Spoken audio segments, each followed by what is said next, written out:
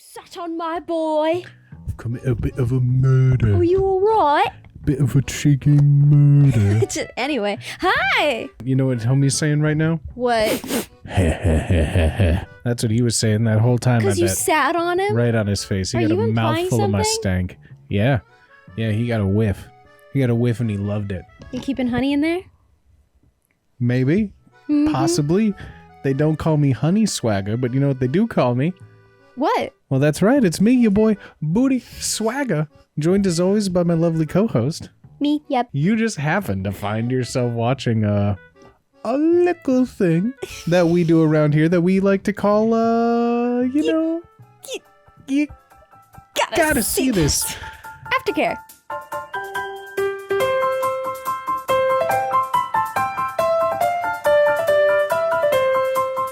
All right. Okay, It's we're a back. freeze frame like I'm gonna sneeze. I feel like...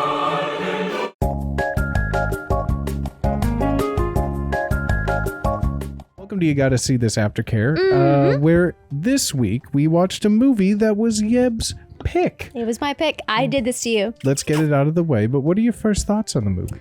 I was so goddamn excited because I didn't realize how much this movie stayed preserved, mummified, petrified, like life finds a way in my mind. Yeah. What about you? It kept me so engaged. I feel like I was very in the mood to make fun of it. It had me though. Like at no point was I uncomfortable. It may not have been like pinnacle cinema, but I enjoyed myself. It's a perfect popcorn movie. It was enjoyable. I was able to make fun of the people on the screen. I was able to root for them on screen. And you know what? At the end of the day, it had a fun cast of characters with some good costumes and good sets. Yeah.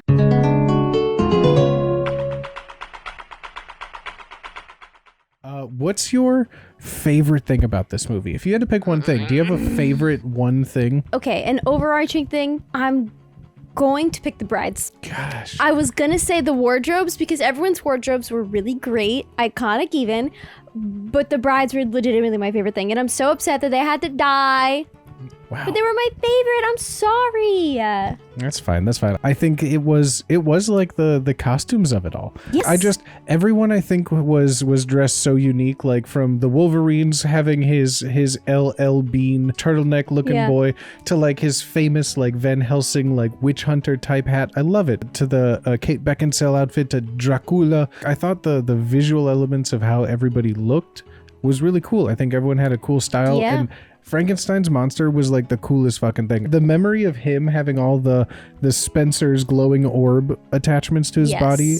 They really had fun with that. The costumeering and the prosthetics too. It's a shame he just screamed the entire time. Help me! Help me! Fire! I sets. thought each set had its own like feel to it, whether they were in like the giant library room that had maps and a wall of swords, whether they were in like Dracula's like undulating sack ceiling of a bunch of dripping things, whether it was like Dr. Frankenstein's lab with electricity. Right. They had some really cool big set pieces. There were so many sets, I feel that I was confused at some points, even rewatching this, where they were sometimes. I don't think I could pinpoint any place that they were. All of a sudden, like the movie would say Transylvania, and then halfway through the movie there's a montage where it's like we're going to Transylvania, and I didn't know we had left at any point. Yep. I thought we were still in Transylvania the entire time. Yeah. I know this is one of your favorite movies. Can you find anything wrong with it? So I'm gonna call a spade a spade. She's not perfect. The plot is a little confusing. Hot Van Helsing fact. Oh my god! I've been waiting. This is the first Van Helsing fact. Comment down below if you're excited for more Van Helsing facts. This Van Helsing fact is that this movie got a Rotten Tomato score of 22. Didn't do too well in the box office. So a lot of people might have felt what I feel, which is, you know, it's flashy, it's fun, but like, what? But like, why are they there? I don't know who this was entirely made for. I feel like it was written for like a rated R adult audience. Like I feel like there's wanting to be gore, there's wanting to be more like sexuality things. I appreciate it because it's just Wolverine and the girl from Underworld. Right. But yeah, it doesn't really do anything. I think they did play it safe in that regard. Yeah. They did, because they I think this is definitely an adult movie, but they kept it so it wasn't too much so that kids could see it, because there were some sexual jokes in the beginning there, but they quickly did away with that and instead just made it really gross. Sexual jokes. You're right. I just feel like this movie was for like preteens and adults. Like to me, it is very obvious that they wanted people to be able to bring their older kids, not all kids, older kids. It's fun to sit through and watch, but yeah, it's definitely got just that the pacing of it is weird.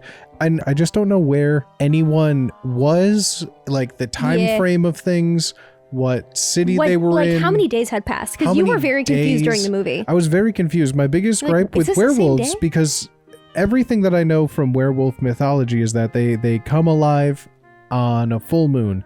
And there were multiple days in a row where there were just a full moon. They seem to always plan all of their activities around a full moon, and a werewolf would get them. Well, the werewolf was integral to the plot. plot. There's 29 other days in a month for her to find her brother, but they always seem to be doing it on a day where he just happens to transform.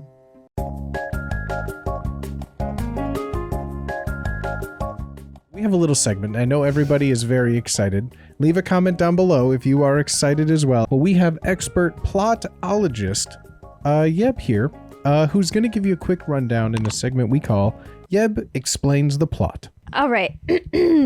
Well, the story begins. Hugh Jackman, he works for the Vatican. He has been tasked with saving a royal, kind of like holy royal family that is destined to defeat Dracula. So he has to go to Transylvania to protect them from Dracula, says the Vatican. So he gets there with his friar buddy, Carl? Carl and him show up to a not very warm reception. They get attacked in broad daylight by Dracula's wives. He saves Kate Beckinsale, and then they go back to her castle, and they totally didn't share any awkward sexual chemistry. You know, they decide to, team up a little bit, but then he's like, no, I need you to stay here. So then she does, and then her brother, who was previously turned into a werewolf at the beginning of the movie, which I totally didn't mention yet, he comes to visit her, and then he's trying to warn her what Dracula's up to, and she's like, what? I didn't understand. What is what? No. And then he turns back into a werewolf, and then he screws off. And then Van Helsing's like, ugh. And they still, no weird, awkward sexual tension. And then from there, they meet Frankenstein's monster. Frankenstein's monster was made by Frankenstein at the very beginning of the movie, and Dracula needs him because Dracula has babies in these egg sacs, and this thing is, they're born undead, so they need the life force that Frankenstein monster has in his body. So that's also integral to the plot. So they link up with Frankenstein's monster. He tells them everything, like way too much. And they're like, this is info dumping, trauma dumping, hello, what? But then they decide they're gonna help him. At least they try to. But then at that moment, what's her name? Kate Beckinsale?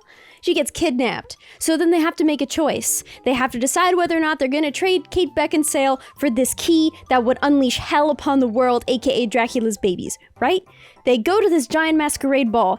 Very hot. Everyone looks very hot, but they are also vampires. And Frankenstein is trying to turn Kate Beckinsale into his wife. And then Hugh Jackman, he comes in and he saves her, but then they also end up coming and finding the Frankenstein's monster. And then after that, he gets turned into a werewolf. Oh no, Hugh Jackman's turning into a werewolf.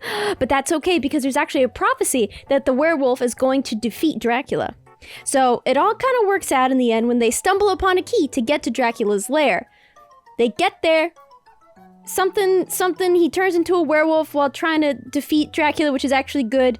He's able to actually defeat Dracula while Kate Beckinsale and Carl were getting an antidote. They get the antidote.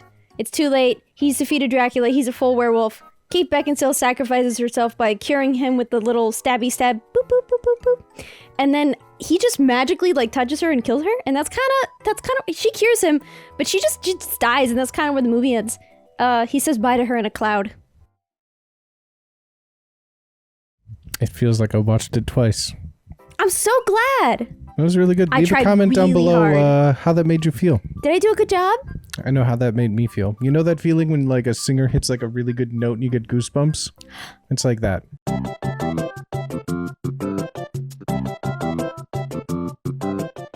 if you had to give this movie a rating out of 10, what are you thinking? What are you thinking on this one? I'm gonna have to not err on the side of nostalgia. After watching this back, I still love it, but I'm gonna be an adult about this, and I'm gonna give this a modest 6.5.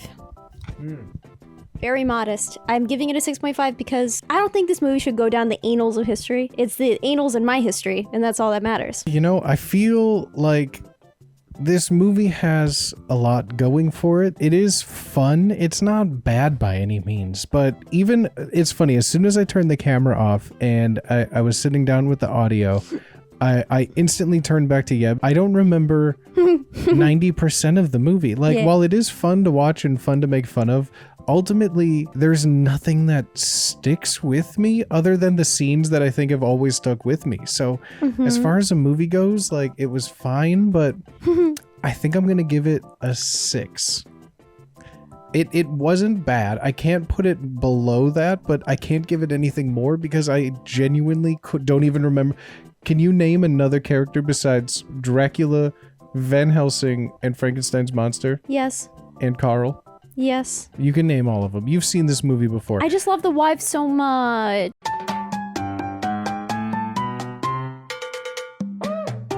Anything you'd like to impart with everyone else? Yeah, I do. This movie is a timepiece, and I love it for that. I think this movie was more about my sexual awakening than I realized, which was fun looking back as an adult.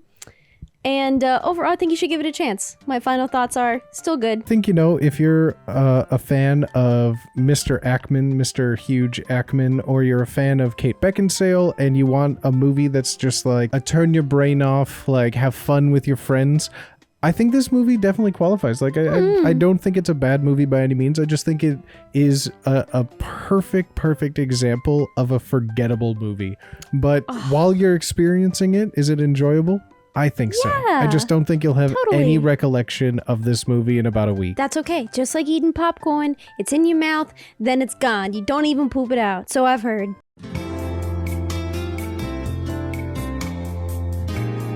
So, we did a little fun segment last time. That worked out really well. Yeah, I'll say. You want to take the lead on this one again? I mean, I sure do love questions and answers. Well, look at that. And I even have them prepared. There's nothing I love more than a prepared qua. Dr. Spaghetti asks, have you ever walked out of a theater because a movie was too bad to keep watching? And if so, what movie? I have never walked out of a theater in my life. Really? No, I paid to be there. Wow. Of the times that I have left a theater because of a movie, it was not really my choice. Like, as an adult, I haven't. But I think we walked out of Get Him to the Greek because I went with my family, and there were so many penises in that movie. Also, Tropic Thunder was one we almost left, but they just kept covering my eyes instead. There were so many movies that my parents would take me to, not even bothering to check to see if it was appropriate for children. And many times we did have to leave. Because I agree with you. I would sit it out. I would stick it out through the end. Yeah, I never have left a movie.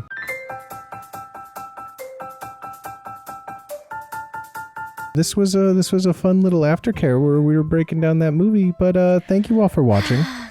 If you liked what we're doing here, don't forget to hit the like and subscribe button. Don't forget to hit that little bell as well, because it'll notify you when we release content like this lovely little aftercare episode. Yeah, don't you want to see that? Just like that. Don't you want to see that? Just like that. Maybe one of our cheeky shorts. Maybe one of our cheeky shorts that have been released. Or, one of our listen along podcasts that you can find every Friday, while this aftercare gets released on Monday, and then a plethora of other content released throughout all the week. So you could find that all in the little down below section where you could see myself, bootyswagga, and my lovely co-host. Yep. You could find all of our links and where you could find us and how you could see us more than just these episodes, but for the most part. And I think I say it when I say thanks for watching. Yeah. Thanks for coming along, guys. Yeah. Thanks for coming along. This was gotta see this. You gotta see this. You know what else you gotta see? You gotta see the fucking fits of the wives, man. Just one more time. Just Google it. One more time. Just look at the bodice. How long were they working on those? They're so good. And don't get me started on Dracula's cloak. All right, say goodbye, Pompompurin. Bye-bye. Bye-bye.